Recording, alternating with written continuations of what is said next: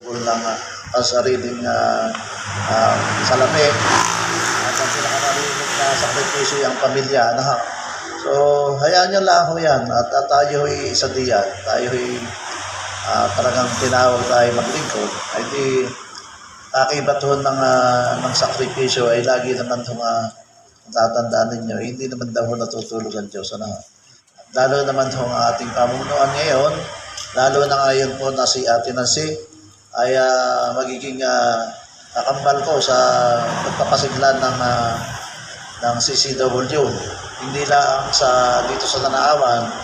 Minabuti namin umpisahan namin dito sa Tanawan dahil si Ate Nancy taga rito at sino pa magmamahal sa atin, hindi tayo.